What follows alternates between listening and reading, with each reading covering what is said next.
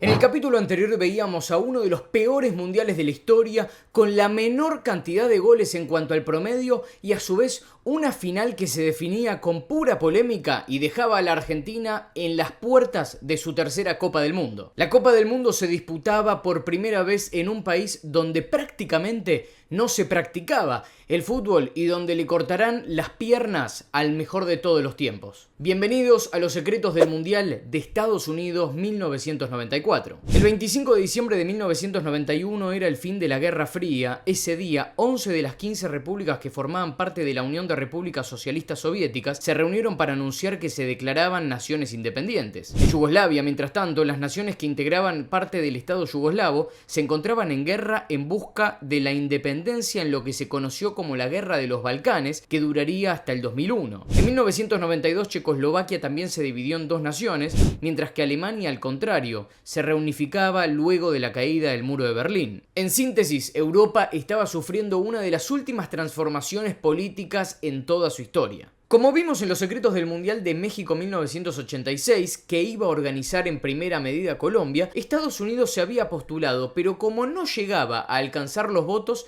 decidió posponer su candidatura y por eso iba a hacerlo para 1994. El 4 de julio de 1988, en un nuevo congreso de la FIFA, se disputaban 4 naciones la sede para el Mundial de 1994: Estados Unidos, Marruecos, Brasil y Chile, quien se bajaría a último momento. Durante la previa al Mundial, los medios estadounidenses estaban muy en contra de que Estados Unidos organice este Mundial, pese a que el gobierno había hecho muchísimas inversiones en el territorio norteamericano para recibirlo. En la población, apenas 1 de 4 estadounidenses sabían que en ese país se iba a jugar un mundial de fútbol y 2 de cada dijeron que iban a ver algún partido por lo menos del Mundial. En más de una ocasión hemos visto a lo largo de la historia del fútbol algunas banderas o pintadas en las concentraciones o en los estadios amenazando a los jugadores de muerte o queriendo incentivarlos para que jueguen un poco mejor. Con esta intro me dispongo a contar la historia más trágica, que incluso excede la polémica, que pasó en los 21 mundiales que se disputaron hasta la fecha de la grabación de este video. Todo comenzó el 22 de junio de 1994, cuando Estados Unidos vencía por 2-1 a Colombia y dejaba al conjunto cafetero sin chances de clasificar. En ese partido la nota de color la dio Andrés Escobar, defensor colombiano que a los 35 anotó en su propio arco el 1-0 para el local. Pese a que tenía planificado un viaje para luego del Mundial, por recomendación de su padre, que le dijo que debía dar la cara, decidió volver con sus compañeros a su tierra.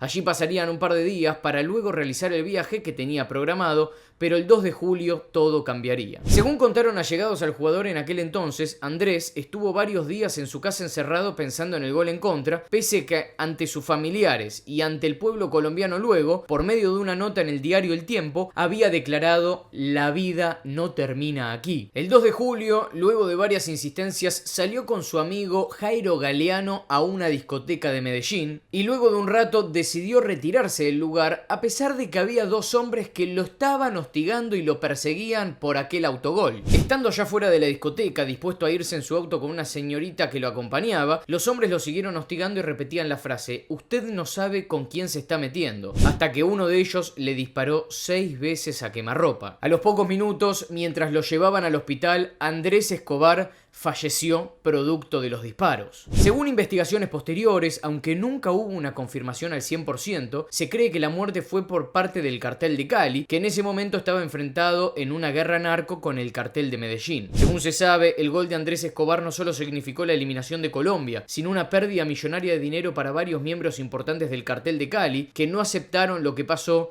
y eligieron saldar las deudas. Pasando estrictamente a lo futbolístico, con el nuevo cambio en reglamento de la FIFA, el ganador de cada partido pasaba a obtener 3 puntos, mientras que el empate seguía sosteniendo 1 punto y obviamente el derrotado 0 unidades. Pero más allá de eso, lo que se buscaba era darle más valor al triunfo y a su vez bajar un poco la especulación. Cabe recordar que el Mundial de Estados Unidos iba a ser el último que iba a contar con 24 equipos, ya que para el Mundial de Francia 1998 se había definido que iba a contar con 32. En el grupo A estuvieron el local, Estados Unidos, Suiza, Colombia y Rumania, que tenía varios nombres importantes y con las victorias frente a Colombia y Estados Unidos se aseguró el primer lugar. Suiza, por su parte, consiguió el triunfo frente a los rumanos y un empate con los yanquis que le sirvió para quedar segundo, mientras que Estados Unidos avanzó como uno de los mejores terceros. En el grupo B, Brasil no tuvo mayores problemas para ganar su grupo, con los triunfos sobre Rusia y Camerún, más un sufrido empate frente a Suecia, que empezaba a mostrar que aspiraba a grandes cosas y se quedó con el segundo lugar con 2 empates y un triunfo.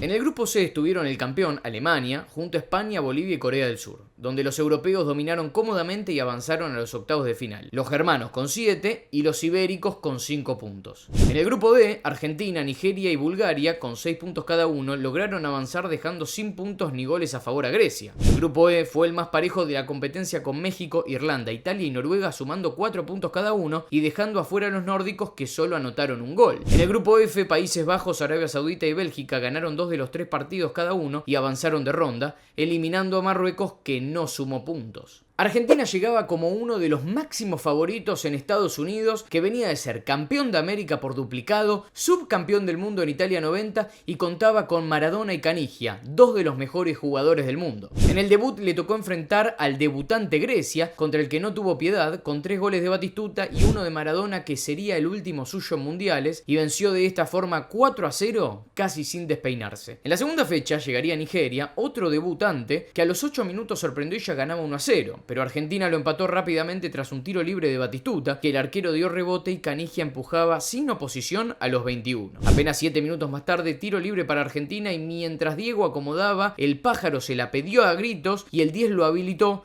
y definió de esa forma cruzada al ángulo del arquero. El partido terminaría 2-1 a favor del combinado albiceleste, pero la imagen que todos recuerdan es la enfermera ingresando al campo de juego y agarrando de la mano a Diego Armando Maradona. En ese momento, aunque nadie se animaba a decirlo, todos sabían que se venía lo peor. En la previa del partido con Bulgaria, Grondona ya sabía que había un doping positivo, que era Vázquez o el Pibe, en referencia a Diego, y lo peor se confirmó. Maradona venía de cumplir una sanción por cocaína en Italia, y pese a que juraba por la Dalma y la Yanina, el doping existió. La sustancia: efedrina. Durante su preparación para el Mundial, Daniel Cerrini, su personal trainer, le dio unas pastillas para adelgazar que tenían el visto bueno del cuerpo técnico y médico de la selección. El medicamento en cuestión era Ripied Fast, un suplemento que era común entre los deportistas de esa época. El problema fue cuando compraron más comprimido en Estados Unidos y los confundieron con Ripied Fuel, que contiene un derivado de la efedrina, droga prohibida por la FIFA. Días más tarde, Diego Maradona inmortalizó la frase: "Me cortaron las piernas. A mí,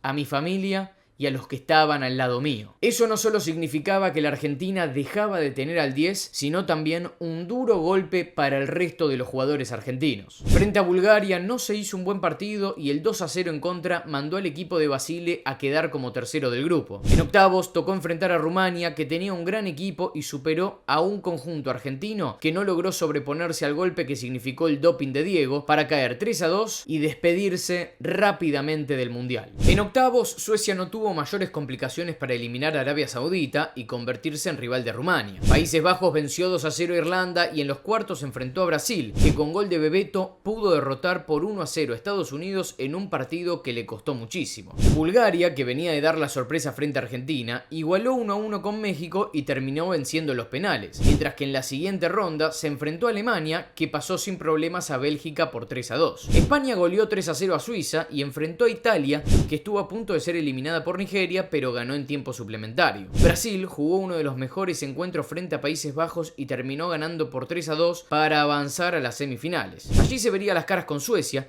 que luego de igualar 2-2 eliminó por penales a Rumania en uno de los partidos mejores jugados en Estados Unidos 1994. La otra semifinal la disputaron Bulgaria, que le dio vuelta al partido a Alemania y le ganó 2-1, e Italia, que le ganó por el mismo resultado a España con la figura de Roberto Baggio, que empezaba a ganar protagonismo pese a no ser titular. En las semifinales, Brasil sufrió y estuvo a punto de quedarse afuera, pero a 10 minutos del final logró convertir el 1-0 frente a Suecia para volver a una final tras 24 años. Italia Italia, por su parte, también sufrió frente a Bulgaria y ganó 2-1 con doblete de Baggio. Como había pasado en México 1970, Brasil e Italia volvían a verse las caras en la final. Tal vez sin ser los dos equipos que mejor juego desplegaron a lo largo del Mundial, sí fueron los más efectivos y por eso estaban frente a frente en el Rose Bowl de Los Ángeles. El partido está considerado como la peor final de los mundiales, no solo porque en 120 minutos no hubo goles, sino porque Carlos Alberto Parreira, quien había armado un sólido 4-4-2 casi impenetrable que le permitió llegar al séptimo partido, y enfrente estaba la histórica nación del Catenaccio. Igualmente, la final iba a quedar en la historia como la primera que se definiera desde los 12 pasos, y justamente la iba a definir uno de los mejores jugadores del torneo, Roberto Baggio, que debía convertir y esperar que Bebeto errara el suyo, pero la definición pareció más de fútbol americano que de soccer, como llamaban al fútbol en los Estados Unidos. Así, de esta forma, Brasil se convertía en el primer tetracampeón del mundo.